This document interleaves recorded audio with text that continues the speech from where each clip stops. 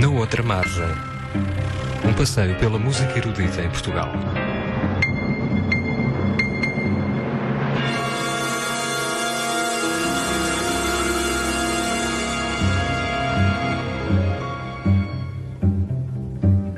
Ora viva, boa tarde. O pianista Álvaro Teixeira Lopes, que é meu convidado hoje na outra margem, mas para falarmos não tanto do seu percurso enquanto pianista, mas sobretudo do trabalho que tem desenvolvido no âmbito pedagógico, nomeadamente à frente nos últimos 3 anos do curso de música Silva Monteiro, uma instituição histórica que já completa 83 no início de março de existência, desde que foi fundado por 3 ilustres senhoras, Carolina, Ernestina e Maria José da Silva Monteiro, em 1928, numa altura em que existia já o Conservatório de Música do Porto, mas constituindo-se como uma alternativa, uma das fortes alternativas do ensino particular da música no Porto que marcaram o século XX. Esta instituição ainda existe e está de vento em popa, com várias iniciativas a realizarem-se agora em 2011, nomeadamente concertos e outros eventos.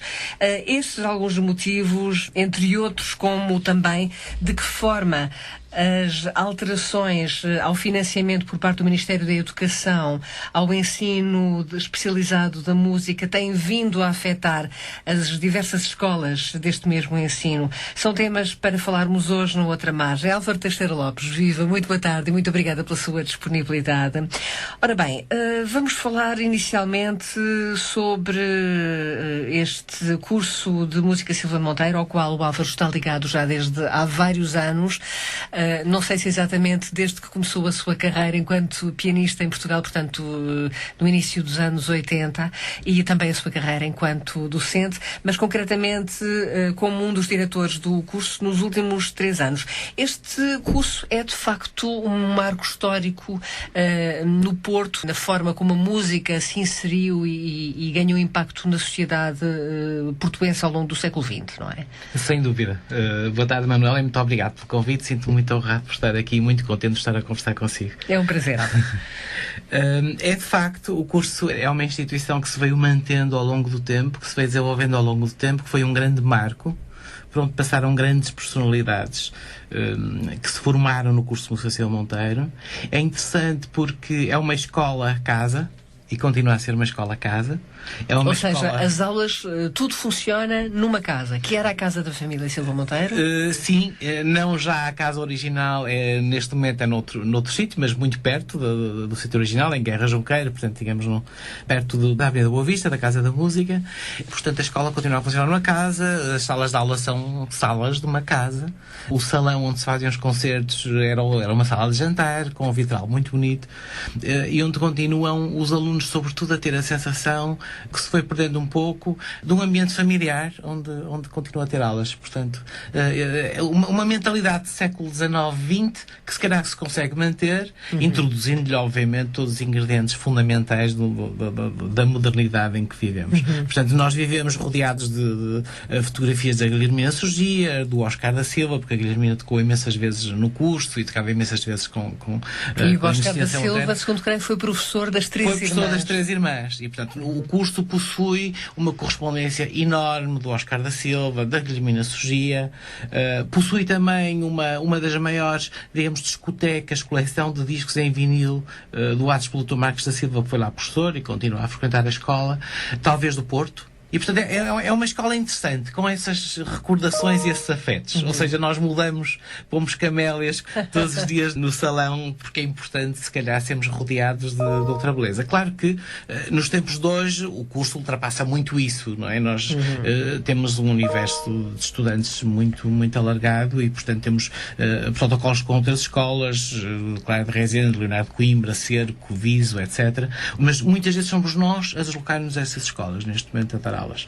Tentamos que isso seja acompanhado das exigências que as pessoas têm que ter hoje em dia, já a outros níveis, não é? Que a sociedade nos obriga depois a ter, já a ser eficientes de outra forma também. Claro. E hoje os desafios são muito diferentes. Hoje os desafios há que saber responder-lhes de uma forma também E eu acho ativa. que o curso conseguiu e consegue neste momento sair da casa, não é? O curso é de facto a casa, mas o curso é a cidade. E essa ligação com a cidade é cada vez mais presente. Não é? O curso está a trabalhar com a cidade. Está a trabalhar com a Câmara, sobretudo com o Pelouro da Cultura e da Educação. Tem um entendimento excelente e também tivemos sorte, provavelmente, com a pessoa, porque estas coisas dependem muito das pessoas que encontramos nos sítios, às vezes mais do que... Da sensibilidade para as matérias. E encontramos a vereadora Guilhermina Rei, que realmente é uma pessoa que percebeu muito bem onde é que nós queríamos chegar e nos abriu as portas. E, portanto, neste momento, o curso organiza ciclos de recitais que se efetuam em colaboração com a Câmara Municipal do Porto, em museus, neste caso em 2 ciclos que começamos a realizar este ano, no Museu Romântico e no Palacete Visconde de Balsemão. Organizamos o concurso Santa Cecília, que já vai na 13ª edição, também em locais privilegiados da cidade. Estes 2 locais, o Museu Romântico e o Palacete de Balsemão, e a Fundação Engenheiro António Almeida, lá está mais uma vez com uma pessoa à frente, a doutora Eugénia Aguiar Branco, com uma capacidade de estratégia, de visão, sem perder. Também foi aluna do curso de Associação ontem. E aliás, a Fundação Engenheiro António de Almeida tem uma ação, nomeadamente na publicação, além de apoio a diversas entidades e edições, eles próprios têm publicado bibliografia de músicos. Exatamente. Irena Costa, precisamente, Guilhermina Surgia, também, a Bernardo Moreira de Sá. Exatamente. E outros. Não, mas porque há essa tradição. E aliás, essa noção, aliás, já pelo Dr. Aguiar Branco, de cultura e de aumento de cultura, está muito ligada a essa tradição ainda do século XIX. Não é? Em que a cultura é uma coisa vasta, o apoio à cultura é uma coisa vasta, é importante saber tocar, é importante saber expressar-se através, eventualmente, de um instrumento, ou através de uma língua, ou através... não é? Isto leva-nos ao ensino outra vez. É fundamental que as pessoas percebam que, ou assumam, que tocar um instrumento não é reservado a meia dúzia, nem é reservado a profissionais. Claro. Se calhar é uma forma de expressão que deveria ser normal. Há uma história e é uma engraçada. forma de expressão, Álvaro, e por certo partilhará dessa opinião, que acaba por desenvolver sensorialmente e intelectualmente a apetência pelo aluno, até muitas vezes para outras matérias que à partida lhe poderiam parecer menos interessantes, não é? A prática artística e o ensino, a aprendizagem de uma modalidade, de uma disciplina artística é extremamente útil para um aluno, mesmo quando ele não quer seguir profissionalmente essa área, mas é útil para a sua aprendizagem geral enquanto aluno e enquanto futuro cidadão. Sem dúvida. Eu acho que há várias questões aí muito importantes que valia a pena serem objeto de reflexão. Não é? Eu, como músico, não encontro a prática de fazer música, não encontro em qualquer das outras coisas que eu possa fazer na vida. Eu gosto de muitas coisas, garanto. Mas eu tive uma experiência muito engraçada, foi muito surpreendente para mim na altura. Eu fui estar para Viena como bolseiro da Fundação Carlos Gulbenkian quando acabei o meu curso, e passado 2 ou 3 dias de estar na minha casa e estar a estudar, saio, encontro a vizinha do lado e que me diz que engraçado, está a estudar o Proludifuga em Dó maior, segundo caderno. Adoro esse Proludifuga. E eu fiquei muito... Disse que bom, alguém... Então é pianista. Não, eu sou enfermeira. E de passado um tempo fiquei a perceber que realmente no prédio toda a gente tocava, toda a gente cantava, ou tocava saxofone. Quer dizer, isso é extraordinário. Fazem isso como provavelmente falam uma língua estrangeira, claro. ou leem, quer dizer, é uma forma de expressão, é fundamental. Isso é incomparável a outra coisa, não é? O ato de tocar, o ato de nos conseguirmos fazer entender outras coisas que não sabemos muito bem onde, através da música, através do instrumento, não se encontra noutra expressão artística, noutra linguagem. Por outro lado, eu acho que isso, do ponto de vista pedagógico, desenvolve uma série de valências nas crianças desde quando começam em pequeninos, que se transmite diretamente no aproveitamento escolar em muitas outras áreas. A nível de concentração, a nível de trabalho individual, a nível de trabalho com o abstrato, mas um abstrato que lhes vai buscar a emoção, que mexe com o mais autêntico, eles lá terão no fundo, não é? Isso leva-os, transporta-os, muitas vezes, para mundos e universos que as outras cadeiras e outras disciplinas não conseguem fazer. O Álvaro já aflorou aqui um pouco o trabalho que o curso de música Silva Monteiro tem vindo a realizar, nomeadamente com escolas, com alunos de classes sociais menos favorecidas. E o que não deixa de ser notável, pensar que um curso de música, uma instituição privada, portanto, que à partida seria destinada apenas a uma, digamos, uma minoria de privilegiados, acaba por estar envolvido num protocolo, segundo creio, com o apoio da Câmara Municipal do Porto, sim, para que, através do regime articulado, alunos de algumas escolas do Porto, segundo creio neste momento são já 3, consigam ter aulas de música como parte da sua opção curricular. É isso mesmo. São 2 mundos quase que antagónicos, de repente se juntam, não é? Não estamos a falar de uma escola pública, estamos a falar de uma escola privada, não é? Uma escola particular. Lá está, mais uma vez, é um encontro, eu acho que, das pessoas nas instituições. Eu refiro muito isto porque eu acho que muitas vezes são as pessoas que fazem as instituições. As instituições não valem por si, valem pelas pessoas que têm.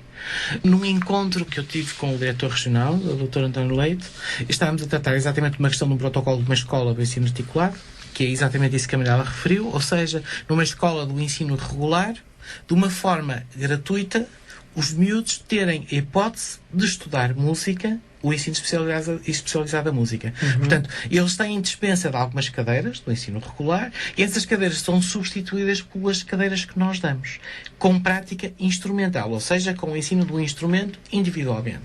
Uhum. Portanto, eles aprendem a tocar um instrumento. Isto de uma forma gratuita e ligado ao ensino regular. Uhum.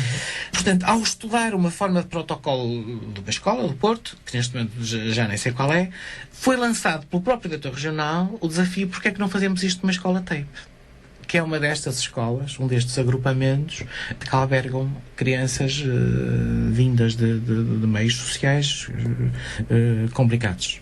Uhum. Eu achei o máximo, como pode imaginar, não é? Portanto, isto em agosto quase, e porque lá está, se fugiu da burocracia que normalmente é exigida, porque temos um diretor regional que o permite e uma diretora de um agrupamento que é fantástica, que é a doutora Armanda, neste caso a Leonardo de Coimbra, e imediatamente se organizou uma turma e no ano a seguir, portanto no ano letivo, há 2 anos letivos, começou a funcionar o ensino articulado também na Escola Leonardo de Coimbra. Foi uma experiência interessantíssima, conseguimos que todos os miúdos tivessem instrumentos gratuitamente. Através de? Através de um sistema deste de apadrinhamento. Ou seja, nós dentro do próprio curso fizemos uma campanha e através do nosso professor, que é neste caso da orquestra, que é uma pessoa especial, conseguimos arranjar um padrinho para cada criança. E esse padrinho ofereceu à criança, sem a criança saber quem era o padrinho, oferecer um instrumento, no caso dela a merecer. Atenção, teve que demonstrar durante o letivo que o merecia, senão voltava para o padrinho ao instrumento. Portanto, todos os miúdos tiveram um instrumento, um violino, um violoncelo, para começar a estudar, e começamos a formar uma orquestra. Esta orquestra veio-se juntar à orquestra que já existe no curso de música Silva Monteiro. E, portanto, no meio disto, e é isso que é muito interessante, dilui-se o que bastantes vezes, infelizmente, no nosso país está dividido, não é? Está estratificado. Quase sempre. Por classes sociais, por rótulos.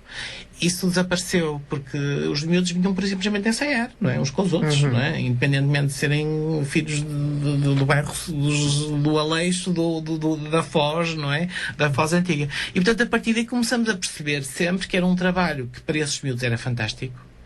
E foi extraordinário ver como é que os miúdos aderiram e os pais desses miúdos aderiram. Portanto, pessoas que têm toda uma história que os leva para todos os lados, menos para ter os miúdos a tocar numa orquestra. A partir de uma história de exclusão, quase sempre, não é? E, portanto, quando se sentem de repente na Fundação João António Almeida com os miúdos com o violino e o violoncelo na mão a tocar, junto com os outros todos, obviamente, e, portanto, tudo isto passa a ser um ato normal. Foi aí que começou a experiência.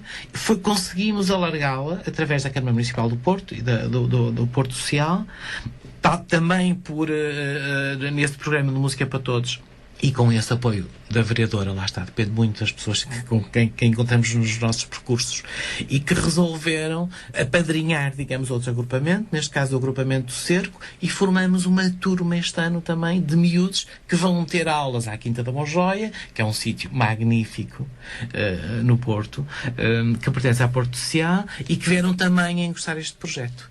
Isto foi engrossado ainda simultaneamente com outro projeto criado no agrupamento do Viso, uma escola com as mesmas características, lá está, com uma diretora com uma energia fantástica, a doutora Ana Farinha, conseguiu 11 saxofones para os 11 miúdos que entraram nessa turma, e portanto neste momento temos todo este jogo de escolas que se misturam de uma forma natural. Portanto, ou seja, isso significa que os alunos da escola Leonardo de Coimbra, que foi a escola pioneira neste intercâmbio, digamos assim, estão já no seu segundo ano letivo em que esta prática se realiza, enquanto as outras duas escolas, do agrupamento do Cerco e das escolas do Viso, é o primeiro ano letivo em que se realiza esta prática do ensino articulado.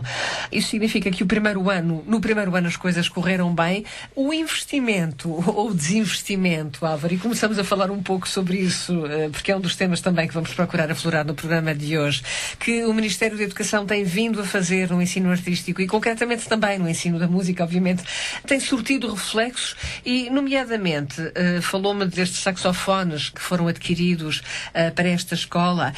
Para cada novo ano letivo há novos alunos. O que é que acontece? Os instrumentos passam de uns alunos para outros? Há novos instrumentos que são adquiridos no ano letivo seguinte? Como é que se consegue gerir todo esse processo? Pois, este processo vai-se gerindo cada vez mais quase dia a dia, não é?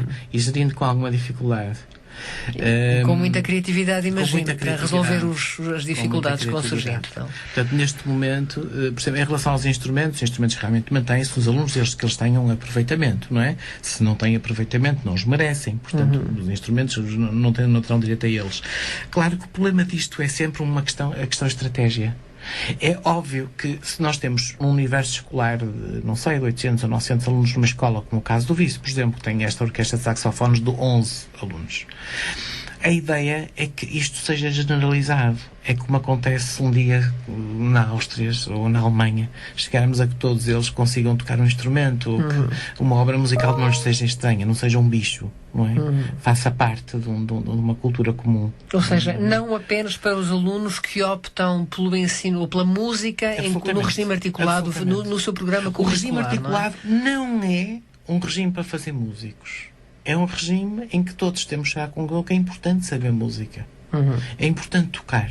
E depois, porque vamos formar ouvintes, é como saber ler, não é? Se calhar, se chegarmos todos à conclusão que é importante saber ler, vamos dar a hipótese às pessoas que elas aprendam a ler. Se chegarmos à conclusão que não, vamos tirar essa hipótese. Para mim é exatamente igual. Portanto, não há diferença entre, levando um bocadinho ao extremo, obviamente, não é? Mas ao ter acesso a ler um livro, se calhar é tão importante ter acesso como ler uma partitura. Para mim é. O tipo de satisfação que eu encontro ao conseguir ler uma partitura só é comparável ao ler um livro. É uma mensagem que tem essa importância por si só. E, portanto, é importante levar isso às pessoas. Depois, haverá aqueles poucos que serão profissionais. Mas as pessoas que aprendem português ou matemática não vão seguir forçosamente alguma área ligada a esta, não é? Mas estas estão metidas em tudo, não é? É fundamental. Depois, a seguir, haverá todos os outros níveis de ensino. O risco que nós corremos neste momento é que isto fique em pequenas ilhas nestas escolas. Imagino que é ficarem 11 saxofones que para o ano não entram mais, que venham a engrossar este espírito, não é? E sobretudo que estes 11 tenham apoio para ir para o segundo ano, porque nem sabemos se terão, não é? Esperemos que sim. Mas neste momento, para lhe dar um exemplo, dos nossos Mas desculpe interromper, Álvaro, estes apoios que têm surgido não partem do Ministério da Educação? Estes apoios, depende.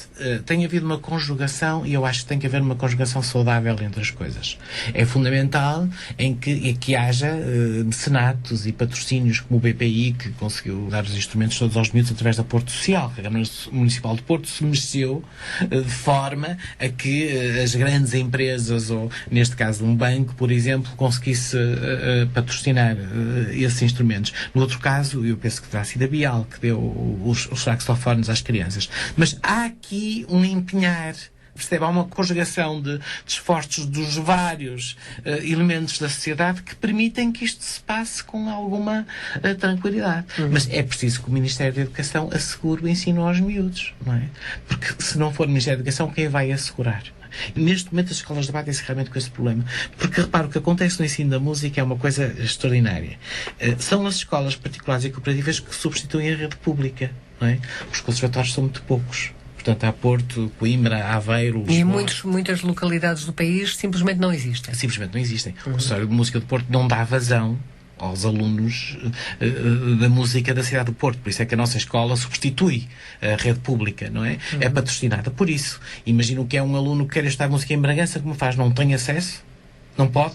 Só se vê no Porto é que pode? É para aí que caminhamos. Portanto, nós caminhamos exatamente para casos extremos desta extrema injustiça no século em que vivemos, não é? Que podem, eventualmente, que é difícil, porque há muito poucas vagas, os de Porto, Coimbra, Aveiro, Lisboa, mas se estiverem a viver de Conde, ou se estiver na Póvoa ou de Varginha, muito menos em Bragança e Madeira, já não pode. Porque os contratos de patrocínio do Ministério atingem um limite. E, portanto, não há mais um tostão para essas crianças. Isto é inadmissível. Não pode ser. Num momento de crise todos percebemos que há contenção e cada um vai fazendo as suas na medida possível, mas que tem que haver uma estratégia. Quer dizer, tem que haver um sentido de qualquer maneira de o que é importante, não é, num país, o que é importante para se mudar a mentalidade e para se criarem outros tipos de cidadãos. Para percebermos melhor as implicações práticas destas restrições do Ministério da Educação no ensino da música ao longo dos últimos meses e para o futuro que nos é anunciado, vamos continuar a conversa na segunda parte ou na outra margem, em que continuaremos também a falar sobre as diversas iniciativas do curso de música Silva Monteiro, ainda para este ano de 2011.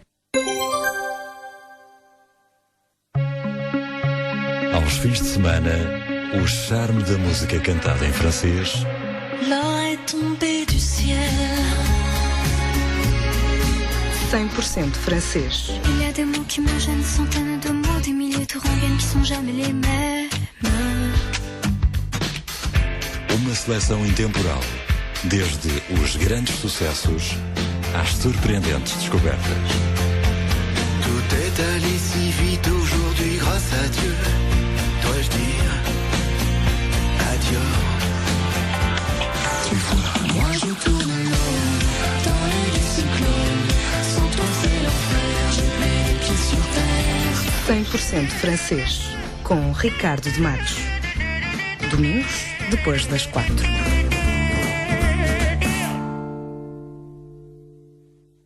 A Zona apresenta as cobaias em 3D. As cobaias estão prontas para a experiência.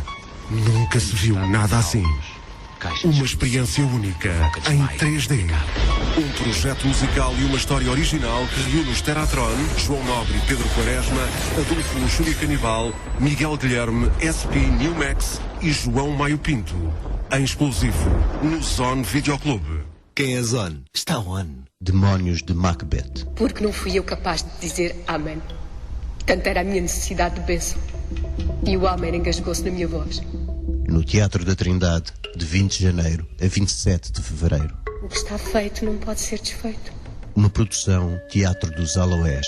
Jazamemuito.blogs.sapo.pt.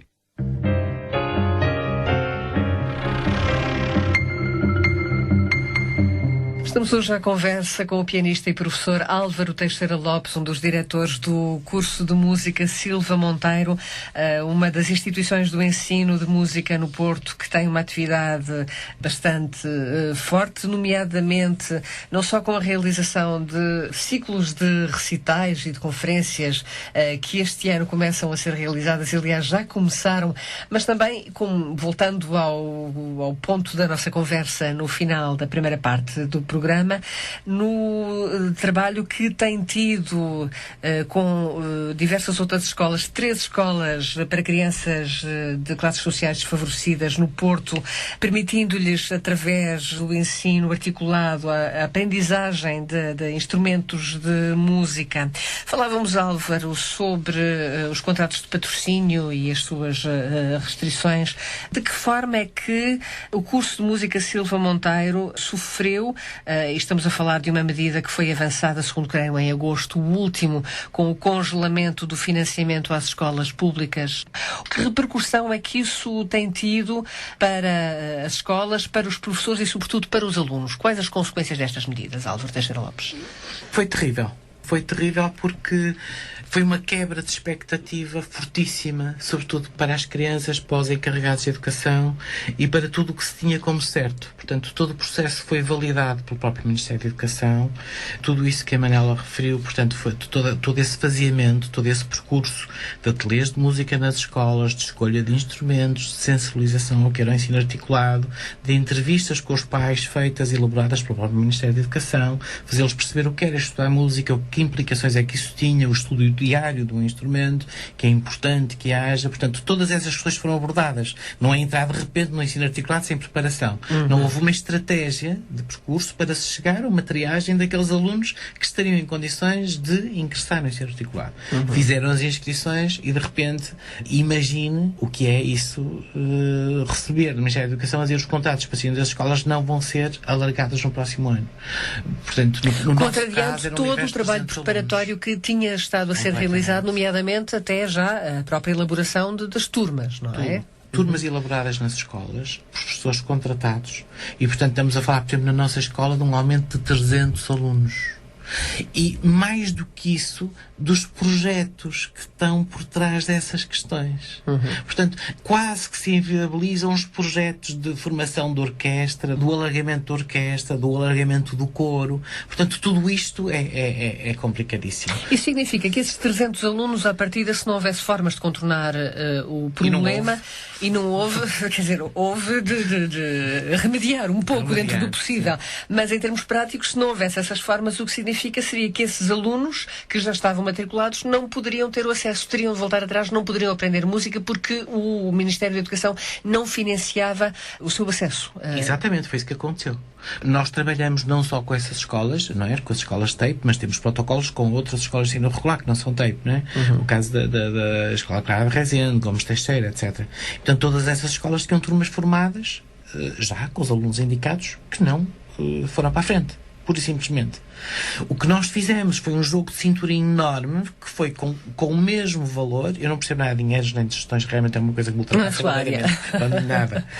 Mas dentro da escola e pelas pessoas que são capazes de o fazer, portanto, fez-se uma gestão desse bolo, de forma a que diminuímos carga instrumental em muitos casos, para poder, com essa diminuição, admitir alguns alunos a mais, que permitiram também não deixar cair esses projetos que achamos fundamental para toda a gente.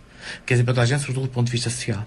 E, portanto, conseguimos avançar com o projeto de Música para Todos. Aí, porque a Câmara Municipal do Porto se responsabilizou pelo pagamento das propinas de grande parte desses alunos e arranjou instrumento para eles.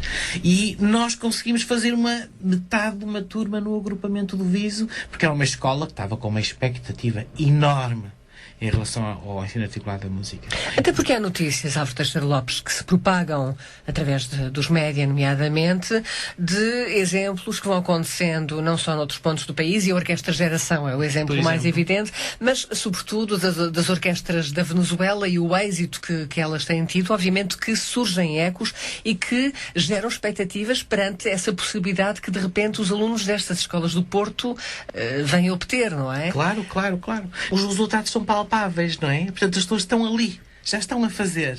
Não estamos a falar de algum projeto megalómano que vamos criar. Não, o projeto existe, os alunos estão lá. Eles querem, eles sabem que aquele instrumento está tudo feito.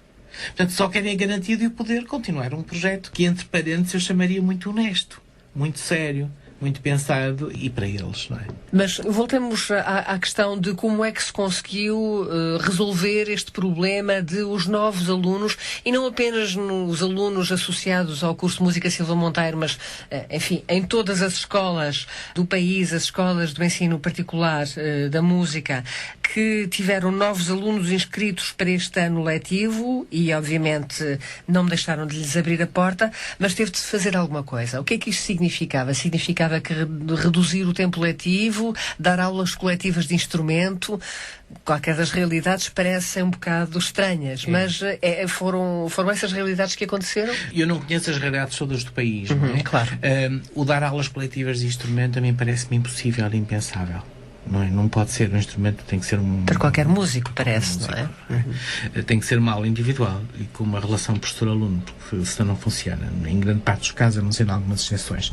Quando falamos do método Suzuki, por exemplo, etc., há exceções de iniciação que permite que haja experiências a esse nível. O que aconteceu, Manela, pura e simplesmente, foi que as crianças não entraram, não tiveram acesso. Ponto final. Portanto, as que entraram foram uma percentagem muito reduzida daquelas que estavam inscritas. E graças a estes apoios, graças à escola ter conseguido diminuir algum tempo letivo e a partir daí ter conseguido patrocinar a própria escola com o mesmo contrato de patrocínio, aceitar mais 20 ou 30 crianças, a Câmara do Porto, através da Porto Social e com este programa Música para Todos, assumido pela Câmara, pagar as propinas desses outros miúdos e conseguirem segurar estes projetos para não os deixar morrer. E, portanto, é um esforço e uma força de vontade e um empenho que as pessoas têm enorme neste momento e expectativa, sobretudo, que vai acontecer para o ano. Não é? Porque, entretanto, além dessa notícia, tivemos este ano a notícia... Mais recentemente, de que estas escolas vão deixar de ter este contrato de patrocínio, tal como funcionava antigamente, patrocinado pelo Ministério da Educação, e vão ser, isto é um termo mais técnico, que se calhar para as pessoas não estão tão familiarizadas com ele, vão ser patrocinados através das POPHs, que são programas comunitários, como são as escolas profissionais, mas que era suposto que todas essas normas estivessem cá fora até fins de janeiro para as escolas se organizarem. Até este momento não temos notícias nenhumas de como é que isso vai acontecer nas nossas escolas. Portanto, é muito complicado trabalhar assim. Isso era um clima de insegurança total, não é? Muito grande, muito grande. E, portanto, nós próprios temos de estar permanentemente aqui a gerir até isso, porque isso numa escola é fundamental que haja essa tranquilidade, não é? E que haja esta... Mas que não há. Isso é um dado adquirido nos últimos anos, no ensino em geral e no da música também. Não há tranquilidade. Esta é uma questão que certamente está a levantar grandes problemas às direções das diversas escolas do ensino particular de todo o país. Vamos ouvir o que nos tem a dizer sobre as dificuldades e a forma de as contornar. Eugénia Moura, a diretora da Academia de Música Fernandes Fão e também da Academia de Ponte Lima. Estas novas medidas foram extremamente agitadoras para o início do ano letivo, sobretudo porque apareceram após uma candidatura, e foi isso que se tornou extremamente grave, porque foi extremamente difícil, depois de fazer as contratações, depois de fazer os exames de seleção de alunos, candidaturas de alunos, reuniões com encarregados de educação, ficamos com um problema em mãos, que, nomeadamente na Academia de Música Fernandes Fão, portanto com a sua sede em Vila Praia de Âncora e polo em Ponte de Lima, passamos de 600 para 850 alunos, com as implicações que isso teve em termos de contratação de professores, que já estavam todos contratados, e de repente tivemos um mês de agosto péssimo a tentar ver como resolver a situação, e isto porque foram várias as estratégias seguidas por diferentes academias. Nós optamos por não recusar nenhum aluno dos que se tinham inscrito, nem despedir nenhum professor, numa época em que seria o mesmo que os estar a enviar para o desemprego. Isso significa que, provavelmente, dependendo assim das suas palavras, um pouco por todo o país, terá havido academias que terão optado mesmo por despedir esses professores que já estavam contratados e, se calhar, algumas delas mais recentes, acabadas de se formar, até são capazes de ter fechado portas. Sim, eu sei que há um caso em Lisboa, não conheço muito bem a situação, não gosto de falar do que não sei, mas sei que havia uma academia que se estava a formar e essas obviamente ficaram sem qualquer academia nessa situação ficaria sem qualquer financiamento de espécie nenhuma, portanto não sei como é que poderão funcionar, a não ser com propinas, ou seja, depois de uma reforma em 2008 que se pretendia que o ensino da música fosse finalmente acessível a todos, voltamos a andar para trás implicando com isso que apenas as pessoas com poder económico pudessem dar uma educação em música aos seus filhos, não é? Porque, obviamente, que uma academia pode funcionar se tiver propinas altíssimas, se não tiver mais qualquer outro tipo de subsídio. Eu sei que houve um caso, pelo menos, e sei que houve várias academias que despediram professores. E despedir um professor no mês de agosto, na conjuntura que se criou, era o mesmo que realmente enviá-lo para o desemprego. Aliás, eu encontrei uma vez, apareceu-me na academia, já no mês de setembro, uma professora de trompa, que eu fiquei realmente impressionada. Ela vinha já a correr desde o Algarve até ao norte, porque tinha ficado sem emprego e não encontrava local para trabalhar e, portanto, andava à procura pelo país inteiro. Houve casos dramáticos, realmente. Nós optamos por não recusar alunos nem despedir professores, daqueles que tinham sido contratados, mas tem sido muito difícil. Fizemos uma adaptação, portanto, o próprio Ministério deu indicações que nós poderíamos reduzir ao tempo letivo, ou seja, os alunos tinham 2 blocos de 45 minutos, isto estamos a falar no ensino básico, sendo que um bloco era sozinho e outro num grupo de 2, passaram a blocos de 2 alunos sempre, portanto, acabaram por perder mais um quarto de hora, efetivamente, ou um pouco mais de um quarto de hora. E nas iniciações foi ainda mais grave, porque nós seguíamos nas iniciações o mesmo esquema que seguíamos depois no ensino básico, articulado, portanto os alunos tinham meia hora individualmente e meia hora em grupo de 2. E por instruções do Ministério, eles passaram a 4 numa hora. Portanto, pode imaginar o que isto deu como consequência e, portanto, foi preciso desenvolver toda uma série de estratégias para minimizar os estragos destas medidas, não é? Eu imagino, Eugénia, embora, mas as pessoas que estão um bocadinho fora desta questão, que não têm noção muito bem de como é que são as aulas e da importância de ter um ensino individual, nomeadamente na prática do instrumento, pode explicar que repercussões é que isto vai ter nos próximos anos, nomeadamente para estes alunos que já estão a ser afetados por estas medidas? Em primeiro lugar, há uma diminuição de nível. Um aluno que está 1 hora com outros 4, com um professor, num instrumento em que realmente o contacto individual é essencial. E há certos instrumentos para os quais é demagogia pura dizer que se pode trabalhar em conjunto. Nomeadamente, eu estou a pensar no piano, em que desenvolvemos uma estratégia em que dentro da sala temos um piano, porque nós também não podemos estar a dizer que estamos a lecionar aulas de piano. Aliás, eu recusei-me, há academias que o fizeram, eu recusei-me. Os alunos, se são alunos inscritos em piano, têm que tocar piano, num piano acústico. Não podem estar a tocar teclado.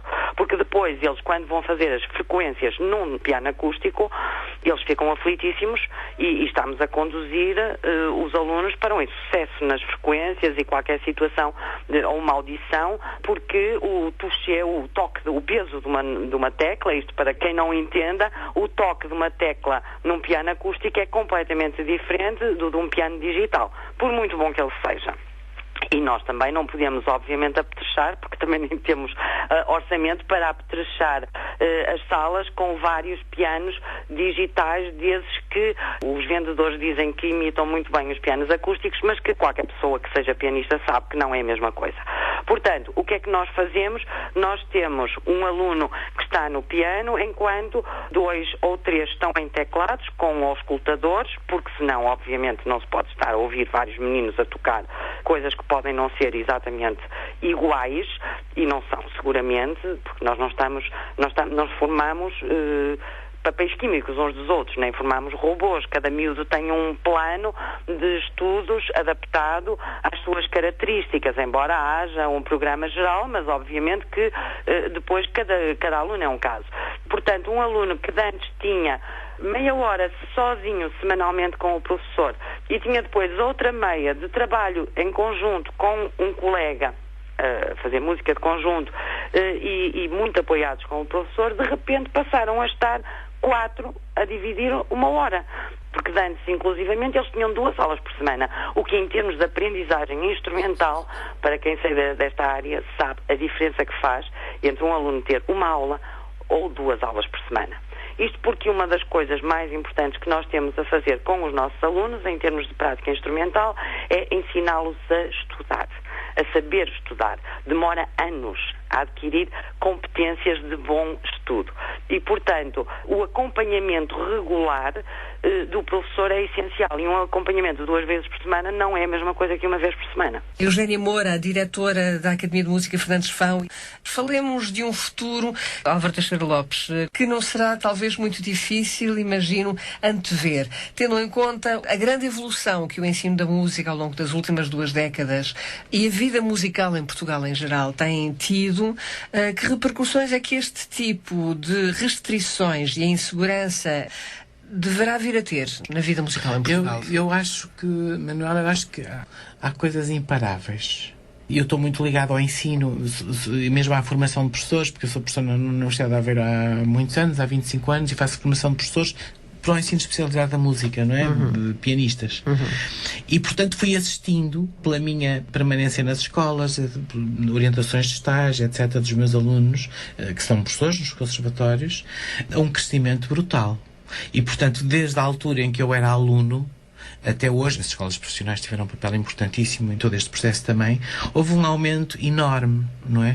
Nós temos neste momento, a nível de criação e a nível criativo, eu acho que coisas fantásticas em Portugal, não é? Nós temos um grupo de compositores, por exemplo, fortíssimo, como sabe, com gente que está cotadíssima internacionalmente, ou seja, que é indiferente estar em Portugal ou estar noutro país qualquer, que são conhecidos António Chagas Rosa, Isabel Several, João Pedro Oliveira, etc. Muitos outros, e uma geração ainda mais nova do que essa, neste momento Pedro Santos, o Norte está cheio dessa gente a criar e a fazer coisas. Nós temos imensa gente como intérpretes extraordinários. Não posso deixar de falar, por exemplo, no Raul Peixoto da Costa. Não é por ter meu aluno, mas de facto. Mas que é ainda muito jovem, com 17 anos. Com 17 anos, acabou de ganhar um prémio Newcastle há 2 ou 3 semanas e foi considerado o melhor. Está com um início de carreira fulgurante. Mas entre eles há muitos outros flautistas, violinistas, violoncelistas, em muitos outros ramos e, portanto, tudo isto é um processo que eu diria imparável. As próprias escolas têm neste momento uma dinâmica que não tinham antigamente, não é? Claro que eu acho que as escolas também têm este papel, por isso é que o curso, uma das grandes preocupações que nós temos é abrir, porque o formar músicos ou professores não é suficiente. É preciso depois que haja a continuidade. A continuidade cria-se através da criação de públicos também. E através de espaços onde as pessoas se possam apresentar. Neste momento não há. Por exemplo, quando eu acabei o meu curso era muito mais fácil. Eu toquei em todos os sítios, acho que em Portugal, em todas as salas. Eu tenho muita dificuldade em ter um aluno meu bom que consiga fazer a carreira que eu fiz do ponto de vista pianístico. Não é? Porque não há espaços. Portanto, esta preocupação, por exemplo... Espaços não estão abertos. Não estão abertos. Não é? Está a ver, por exemplo, esta iniciativa que nós estamos a fazer com a Câmara Municipal do Porto e também com a Casa de Fralães, tem essa preocupação básica, que é abrir estes espaços, que são espaços privilegiados pela sua beleza e pela sua história, a novos intérpretes, a pessoas poderem, porque isso é fundamental para um músico, não é? Se não há um concerto, se não tem um recital, as pessoas deixam-se esmorecer. Claro. Precisam de um incentivo. As pessoas estudam 8 ou 10 horas por dia para se apresentar, para tocar para os outros, não é para tocar para si. Vamos então falar sobre estas iniciativas que o curso de Música Silva Monteiro está a desenvolver. Aliás, já começaram há poucos dias com estes ciclos que se realizam na Casa de Fralães e no Palacete Balsemão e no Museu Romântico. O espírito foi esse, segundo acabou de dizer, permitir sobretudo a jovens intérpretes, jovens em início de carreira, apresentarem-se em espaços públicos. E estes 3 espaços provavelmente não estão muito normalmente abertos a que isso aconteça. Não, é a primeira vez agora, porque, por exemplo, no caso do Palacete Balsemão, é uma casa que teve uma herança e uma história muito ligada à música entre parentes de salão, da altura, não é? E que agora se retoma. Entretanto, foi a EDP durante muitos anos, portanto, a imaginar as voltas que o mundo dá e que esses espaços dão. E eu próprio toquei no Palacete, no Museu Romântico, na Quinta da Macieirinha, para abrir o ciclo com o cantor José Dessa, no sábado. E é fantástico poder tocar num sítio daqueles. O cantor José Dessa, que é um jovem barítono também, e já premiado no concurso de Santa Cecília, que é o concurso realizado pelo curso de Música Silva Monteiro. Exatamente. E lá está essa ligação entre escola, concurso, apresentação pública. não é? Normalmente isto vai acontecer também na Fundação João António de Almeida. Por exemplo, os premiados da Fundação João António de Almeida, que neste caso são os premiados de piano do concurso Santa Cecília, são os 2 pianistas que vão fazer o concerto de abertura. E, portanto, é esta ligação entre pessoas que têm mérito, que se destacam, obviamente, como intérpretes, e que vão ter oportunidade também porque participaram num concurso, também porque foram ganhadores do mesmo, de se apresentar publicamente em espaços que são espaços importantes, não é? Da cidade, e não só, como é o caso de Fralães. Não é? O concurso Santa Cecília, que este ano se vai realizar na sua 13ª edição, tem lugar sempre em junho, segundo creio, não é? As modalidades são, não sei se é sempre assim, piano... Vai variando. O piano mantém-se sempre, porque o curso Silva Monteiro é uma escola... Começou como escola de piano. Este ano também para violino e violoncelo. Exatamente. E depois os recitais vão ser apresentados, então, como referiu, na Fundação Engenheiro António de Almeida, no Museu Romântico e no Palacete Visconde de Balsemão. Ora bem, isto significa que para os próximos meses, e aliás até outubro, vamos ter a ocasião de ouvir, então, vários dos jovens intérpretes. Todos eles estão ligados à escola, ao curso de música Silva Monteiro ou não? Não. Estão ligados, foram premiados com o concurso Santa Cecília, muitos deles. Alguns vêm do Fundão, por exemplo, da Academia de Dança e de Música, que é uma academia muitíssimo ativa e que tem demonstrado resultados excelentes do ponto de vista musical. Temos a Orquestra de Guitarras do curso de música Silva Monteiro, por exemplo.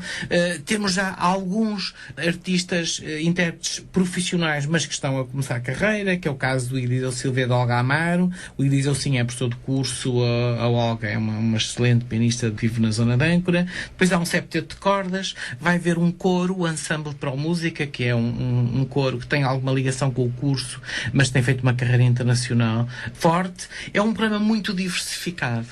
E toda esta série vai ser comentada também pelo nosso professor, neste caso de História da Música, que é o Ricardo Vilares, porque achamos que é uma forma, talvez, de levar a música às pessoas, desmontando um pouco e quadrando o que vão ouvir na época em que foi escrito e na época em que foi concebido, e talvez criar um diálogo também através da palavra que permita fazer uma introdução àquilo que se vai fazer a seguir. A expectativa é de que isto venha a ter o maior sucesso. Aliás, de acordo com o recital do passado sábado, assim aconteceu. O seu recital com o José Dessa, e que esta iniciativa não se fique por este primeiro ano, não é? Eu acho que esta iniciativa vai continuar.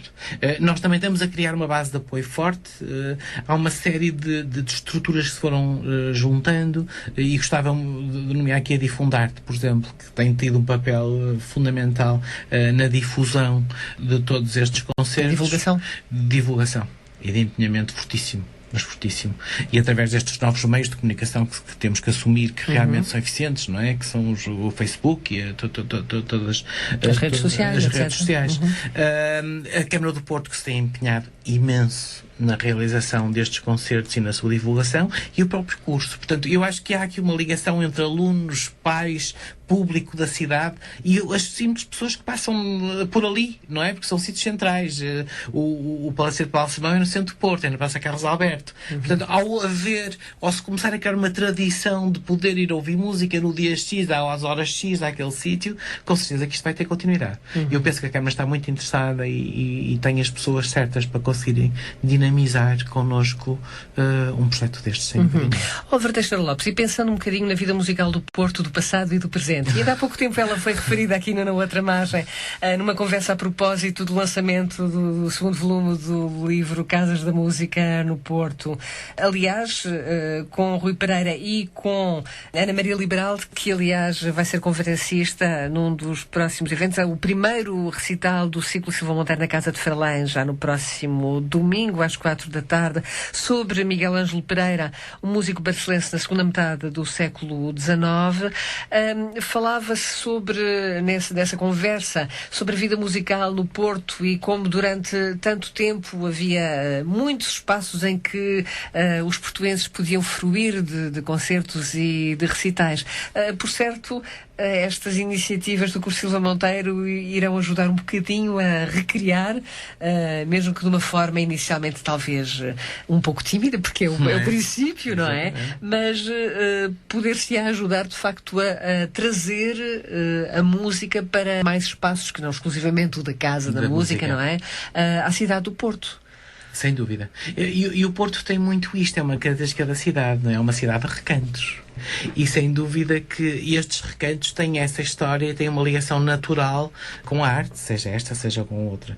É nossa intenção não ficar só pela música, e não ficar só pela música do repertório tradicional. Portanto, nós estamos agora a falar de Miguel Ângelo, mas vamos com certeza ter António Chagas Rosa, Isabel Silveral, espero eu, muito em breve nos nossos ciclos de concertos, como outros compositores importantes do nosso tempo, e não só compositores. Eu acho que é fundamental dar um lugar à poesia, ao texto, ligá-la a fotografia, música, teatro de marionetas, como estou a ver aqui na programação na Casa de Fralães. Além de que há outro aspecto, que é devolver também estes espaços belíssimos à fruição do público, não é? Exatamente. Abrir estas portas para porque depois os espaços estendem-se para o exterior. O sentir no Museu Romântico, como no sábado, os jardins, é magnífico. Não é? Porque as pessoas passeiam-se no jardim antes de ir ao concerto, depois de ir ao concerto. E são coisas que nós já não fazemos normalmente no cotidiano, não temos tempo. Quando vamos a Fralães, é uma experiência. Como dizia o Resenar, é a mesma experiência. Não sai dali igual. Portanto, ir a Fralães assistir a um concerto significa que se passa um fim de tarde lindíssimo, rodeado de flores, de aromas, de água que corre. Também outro livro do Resenar, por acaso, não saiu, mas é mesmo por água que corre, por aquele verde extraordinário, pelo sítio onde viveu Luís Costa, não é? Onde criou grande parte da sua obra. É importante que se continue a fazer coisas aí. É importante que estas coisas e todas estas formas artísticas se misturem. Quando está a falar em fotografia, é mesmo. Nós vamos ter fotografia, vamos ter exposições de pintura, vamos ter um encontro com a Ana Luísa Amaral, escritora, integrado neste ciclo, e a propósito do lançamento também do seu novo livro. Portanto, há uma série de iniciativas envolventes que são importantes. Álvaro Castanheiro Lopes, foi um prazer estar à conversa consigo, recebê-lo aqui na outra margem. A continuação dos maiores sucessos, não só para o histórico curso de música de Silva Monteiro, que está prestes a cumprir 83 anos, mas também para todas estas louváveis iniciativas que tem vindo a realizar, e que elas também sirvam, pelos seus bons resultados, de encorajamento a que outras instituições e outras escolas pelo país fora continuem também no seu labor incansável de fazer melhorar cada vez mais o ensino e a prática da música no nosso país. Muito boa tarde, Álvaro. Até à próxima. Até à próxima. Obrigada. Muito obrigado. Na outra margem.